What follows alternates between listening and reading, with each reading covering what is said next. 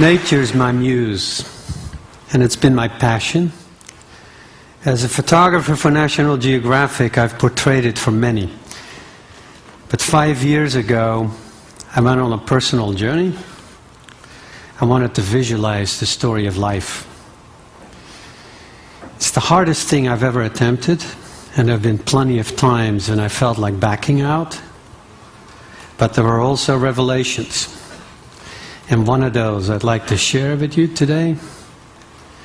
I went down to a remote lagoon in Australia, hoping to see the Earth the way it was 3 billion years ago, back before the sky turned blue. There's stromatolites down there, the first living things to capture photosynthesis. And it's the only place they still occur today. Going down there was like entering a time capsule, and I came out with a different sense of myself in time.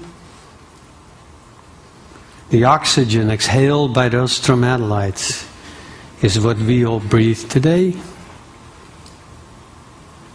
Stromatolites are the heroes in my story. I hope it's a story that has some resonance for our time. It's a story about you and me, nature and science.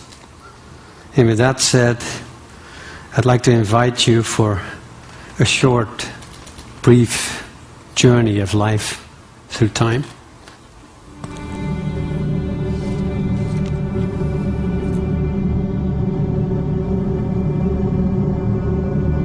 Our journey starts in space.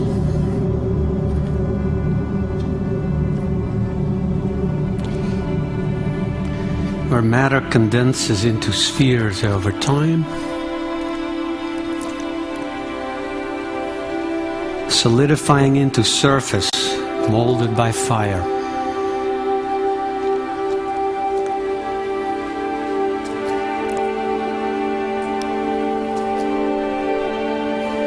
Where fire gave way, Earth emerged. But this was an alien planet. The moon was closer, things were different. Heat from within made geysers erupt. That is how the oceans were born.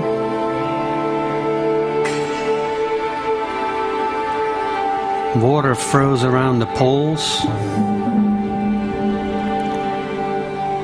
and shaped the edges of the earth.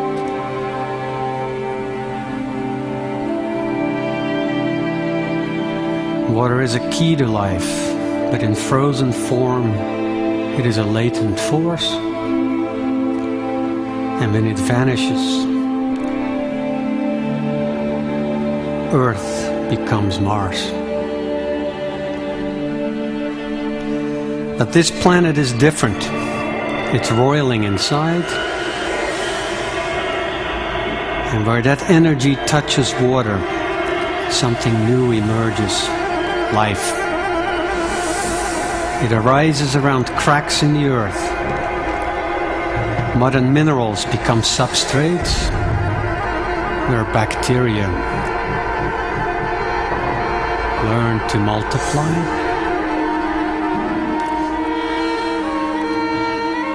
Thickening in places. Growing living structures under an alien sky. Stromatolites were the first to exhale oxygen, and they changed the atmosphere. A breath that's fossilized now as iron. Meteorites delivered chemistry, and perhaps membranes too. Life needs a membrane to contain itself, so it can replicate and mutate. These are diatoms. Single-celled phytoplankton with skeletons of silica. Circuit boards of the future. shallow seas nurtured life early on. And that's where it morphed into more complex forms. It grew as light and oxygen increased. Life hardened and became defensive. It learned to move and began to see. The first eyes grew on trilobites.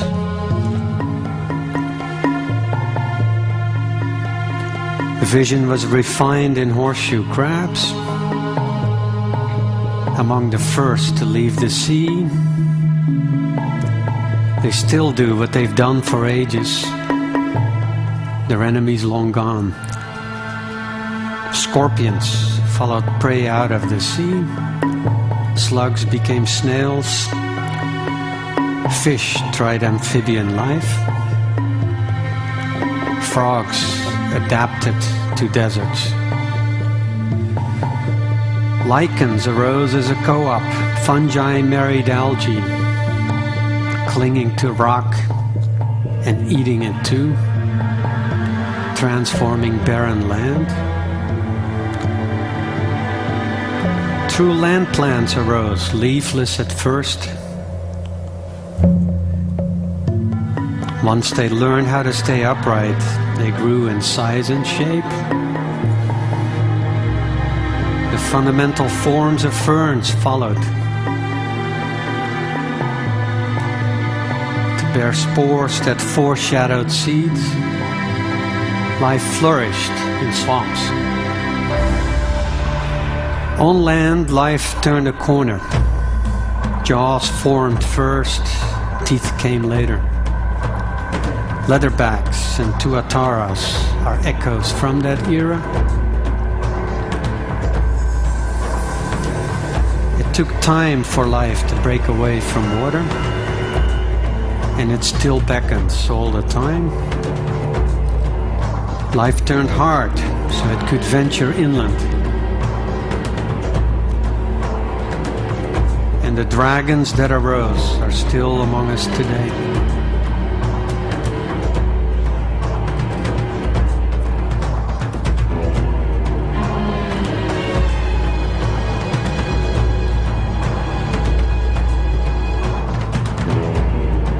Jurassic Park still shimmers in part of Madagascar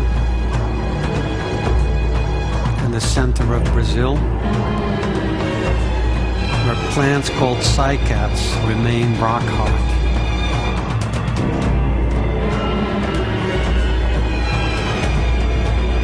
Forest arose and nurtured things with wings.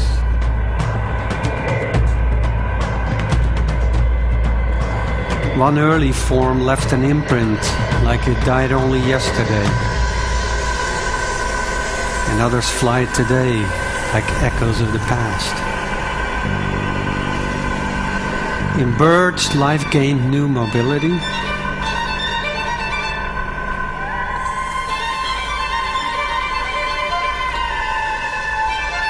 Flamingos covered continents.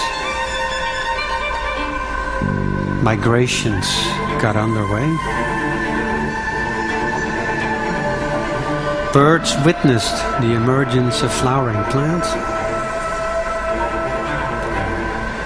Water lilies were among the first.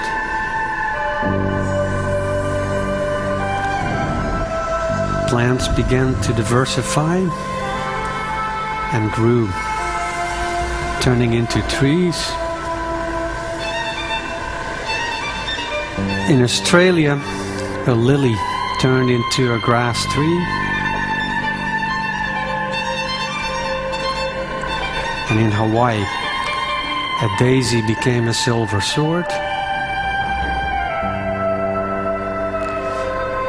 In Africa, Gondwana molded Proteus.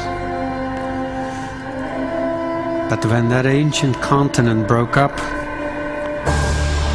life got lusher. Tropical rainforest arose. sparking new layers of interdependence, fungi multiplied, orchids emerged, with genitalia shaped to lure insects, a trick shared by the largest flower on earth. Coevolution entwined insects and birds with plants forever.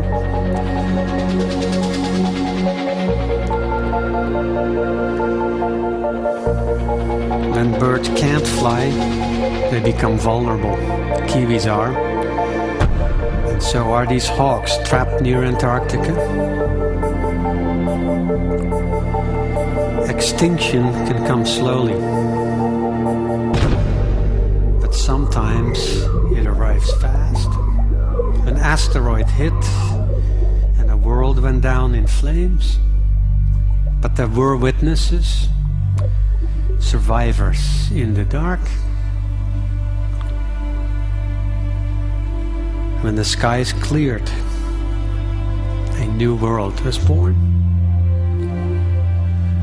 A world fit for mammals. From tiny shrews and tenrecs, accustomed to the dark, new forms became bats, civets,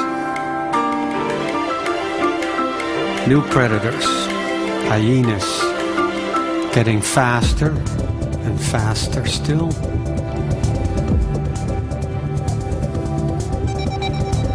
Grasslands created opportunities. Safety came with sharpened senses. Growing big was another answer. But size always comes at a price.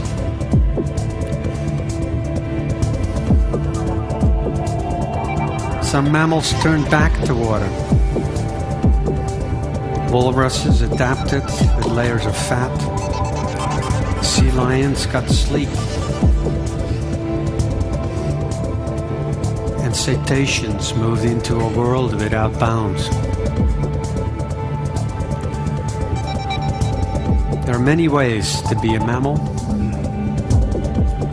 A roo hops in Oz. A horse runs in Asia. And a wolf evolves stilt legs in Brazil.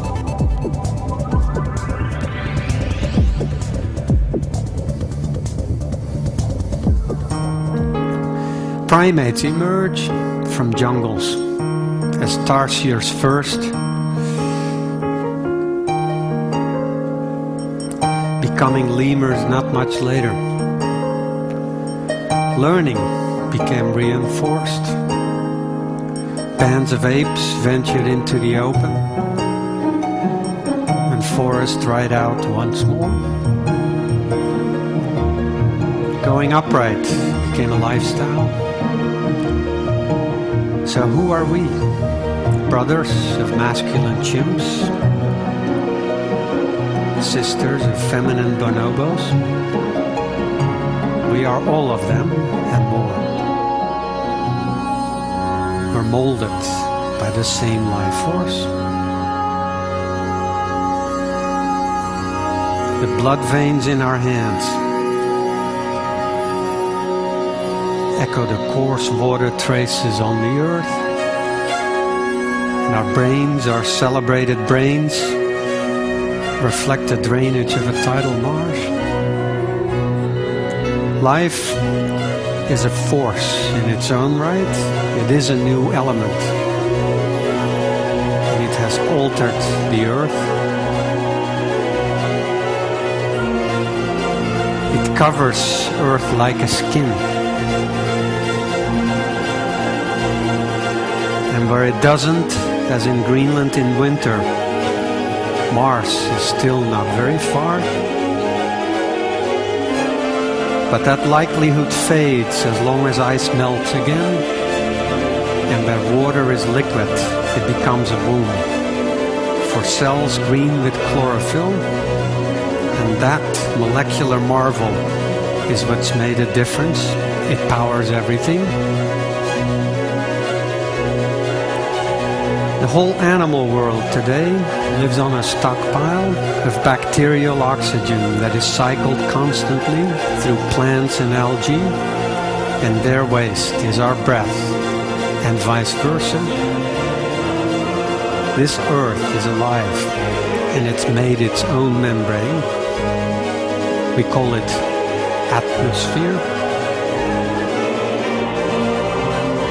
This is the icon of our journey, and you all here today can imagine and will shape where we go next.